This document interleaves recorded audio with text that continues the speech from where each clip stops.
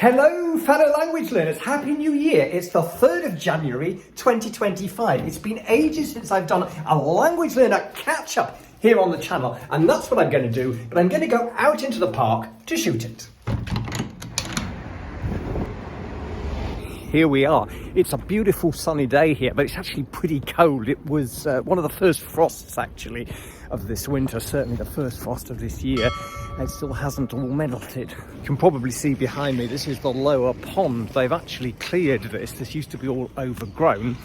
So that's an exciting park development. I'm going to go through my language learning life in 2024, the things I've been juggling with, the challenges, what's been going well, what hasn't been going so well.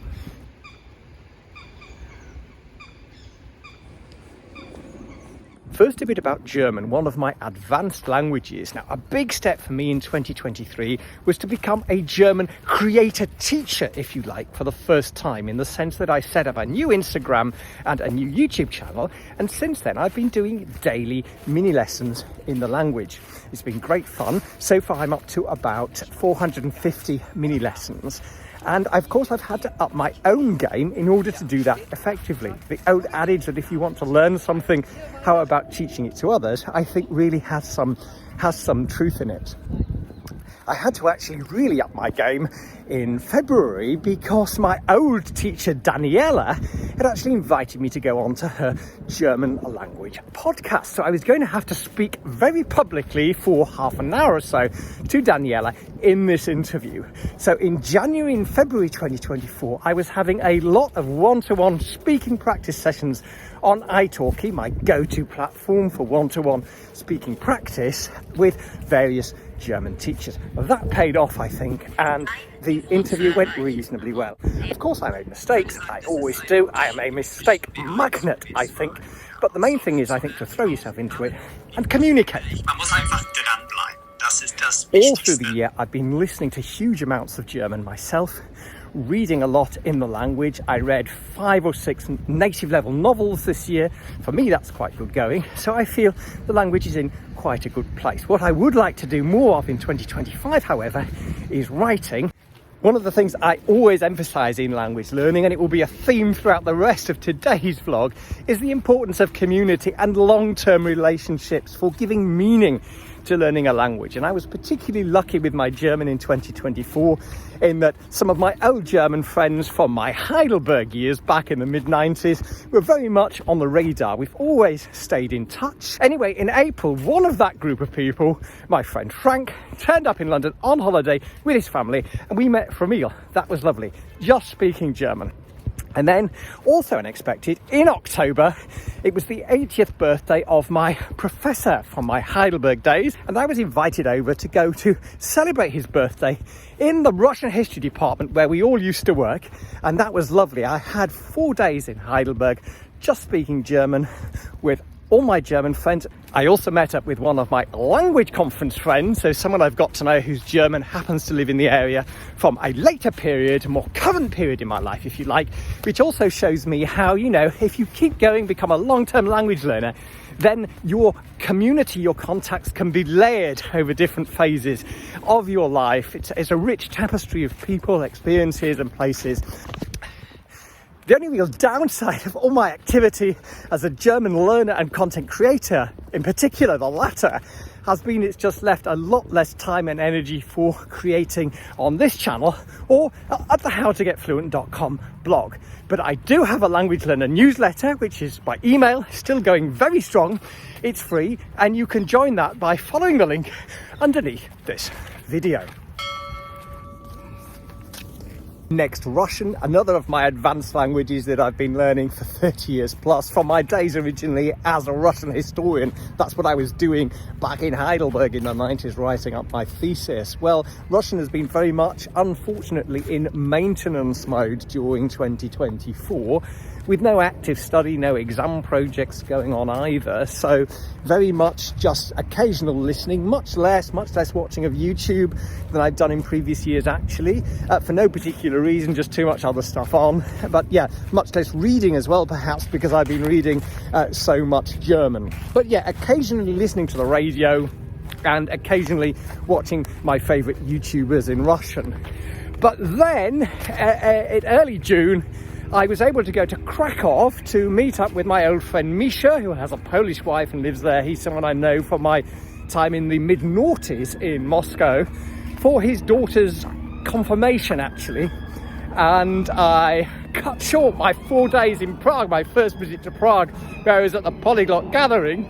The first time I haven't attended a whole Polyglot Gathering since it started in 2014, to go over on the train from Prague to Krakow for 3 days there with Misha and his family for the confirmation. It was lovely exploring Krakow again, and with Misha and his wife, who speaks brilliant Russian, and the children, they're bilingual, Polish and Russian. We were just speaking Russian all the time, and it was wonderful. And again, that's the thing, isn't it? If you're a long-term language learner, if you get your language up to an upper intermediate level, you don't really forget it. It comes back. You've got the relationships too, you've got the memories. It's a wonderfully enriching thing to go and use it again, pick up where you left off with old friends. And yeah, that was wonderful. And they visited me in London too. It's a two-way thing, of course, and a bit of contact with some of my other Russian-speaking friends through Facebook Messenger and so on, but not as much Russian as I would have liked in 2024. Welsh, I began learning Welsh back in 1988, and I've been fluent for years. Used to teach Russian history at the University of Aberystwyth through the medium of Welsh, so got to quite a high level. And yeah, it's just a part of my life. So there's daily listening to Welsh, as indeed with German, and with my Japanese and Basque, I'll talk about in a moment. Listening to the radio often at lunchtime when I'm working from home on Radio Cymru, keeping in touch with a group of Welsh-speaking friends, mainly actually through WhatsApp. And the main speaking of the language actually has taken place with a group of Welsh friends I meet monthly, really, at the London Welsh Centre for a drink. A couple of other friends I know in London, and my visit to the annual Eisteddfod, an all-Welsh cultural festival, which this year was held in Pontypridd in South Wales. And as always, I went there and I spent 3 or 4 days there. I met up with Sean, one of my oldest Welsh-speaking friends I used to lodge with back in the, back in the 90s. And also with my dear friend Kirsten, like me, a Welsh learner, Kirsten from Fluent Language. She was there on her bike, and we spent a day together on the Eisteddfod field. This part of the park is where there's a pop-up Christmas tree fair every December. I bought my tree here. They're clearing it all up now. I see all the fencing has gone. All that's left actually here is the sales cabin and the portaloo.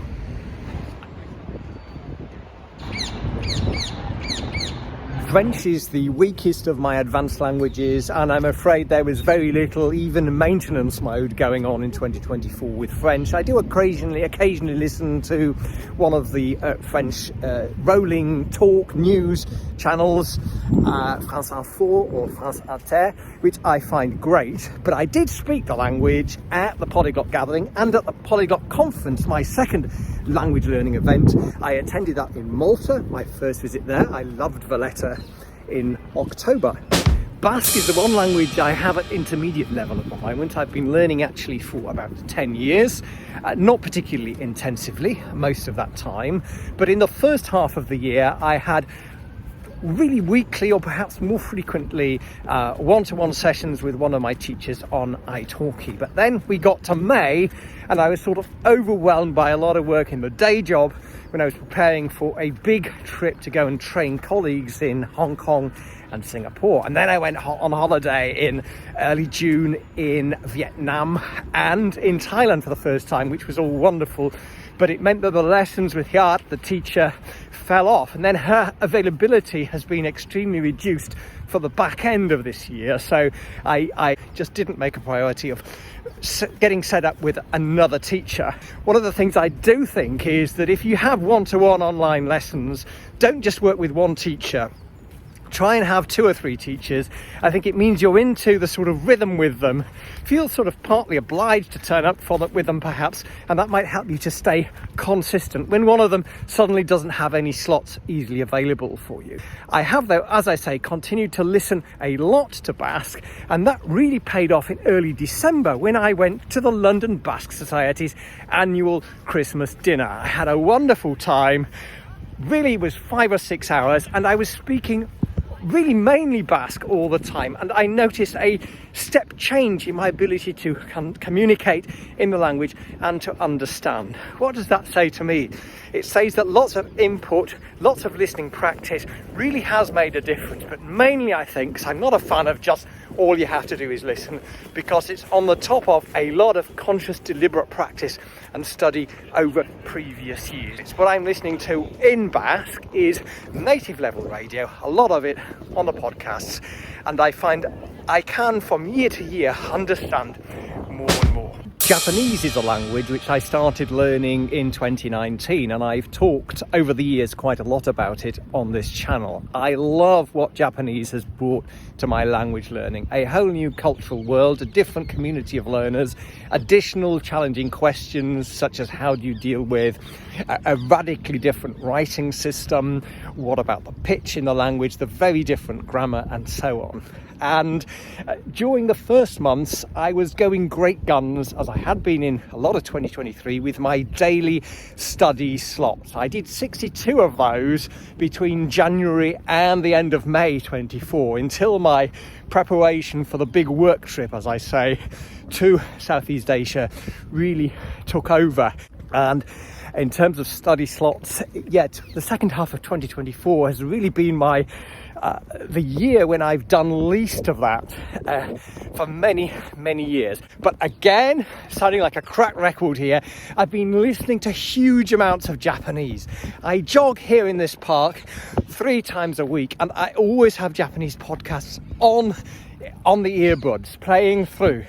And the same when I'm walking down to the tube, from the tube to the office on the days that I'm going in. So there are amazing podcasts available for learners to intermediate level students just in Japanese, and I'm finding again, thanks to the study I've done in the past, and often I am passively reading through my favourite study books again to keep reminding me of the language I've learnt in them, to get some implicit instruction again in the grammar, to keep building layers and layers of understanding of how the language works, as well as the listening practice. It's the combination of those two, I think, which makes a difference. And I really have noticed that I'm understanding much more than I ever did before, although there's still a long way to go. And it's a journey I'm enjoying. It's a journey I am certainly going to be continuing. Upper beginner Hungarian. Again, this is something I started learning actually in the early 90s. It was dormant for about 15 years, but I started reviving it in advance of the Polyglot Conference, which was in Budapest in October 2023. I had a lot of lessons in the second half of 2023. I had 4 or 5 at the beginning of 24, which were left over from a block booking I'd done on italki, but otherwise I haven't been actively studying that language in 2024 either. I have been doing quite a bit of listening to Hungarian, not nearly as much as with some of the other languages I've mentioned, but there are some great podcasts, and also to the radio, Hungarian State Radio, aimed at native speakers, good news programs, good discussions that I enjoy following along with and picking up snippets. Obviously I can understand generally the gist of what's being discussed, if not all the details.